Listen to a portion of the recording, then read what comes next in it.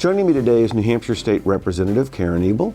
So Karen, thanks. Let's keep the conversation focused on sort of the opioid crisis.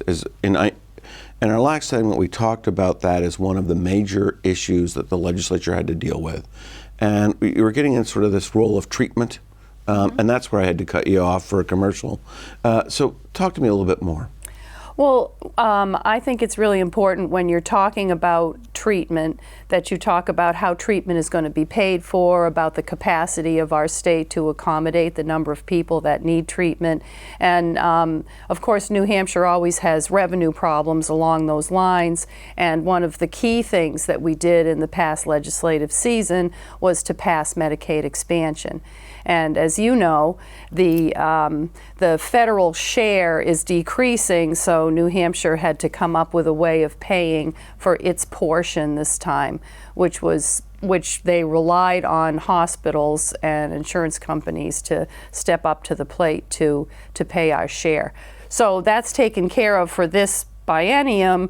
You know, we're going to have to face that issue again in the next biennium, and the share will go down. You know, we have to keep talking about it. But can you just remind us what originally it was 100% federal, 0 New Hampshire, right? And this where are we? We're at about 95%. 95, and then the next biennium. Ultimately, I'm not sure, John, because it's a sliding scale, and I know we ultimately will get to 90%.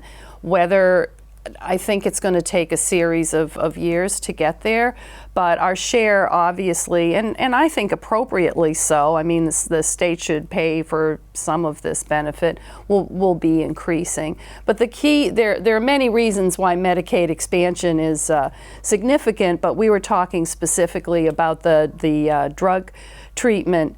And in order to get a handle on our substance abuse problem, we have to have treatment dollars to help fund them.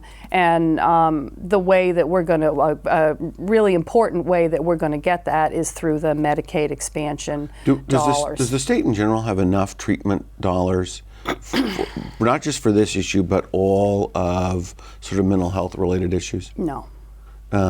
No, it doesn't. It's a very challenging situation, and you may know that our mental illness or mental health issues, the reason we're really zeroing in on them at this point is because there have been a series of lawsuits that basically the state was told that we hadn't stepped up to the plate adequately.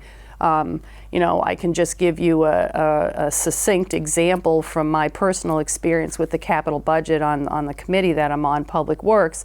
The capital budget, we authorized the creation at New Hampshire Hospital of another 10-bed unit.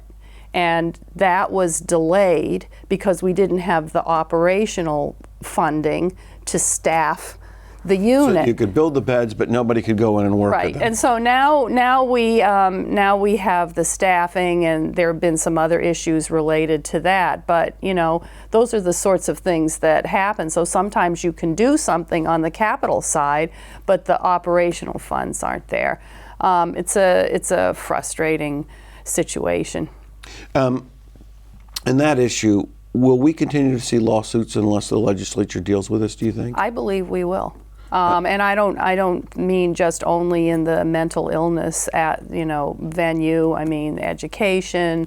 In another situation was the women's correctional, the prison, and it was really deficient. And again, through a series of lawsuits, we were backed into a corner where we had to build, and should have built sooner, actually, a new women's prison.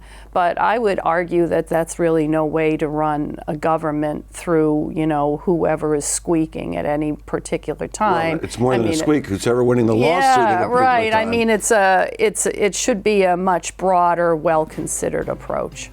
We're out of time in this segment, but when we return, we're going to talk about public works and revenues associated with that. So please stay with us.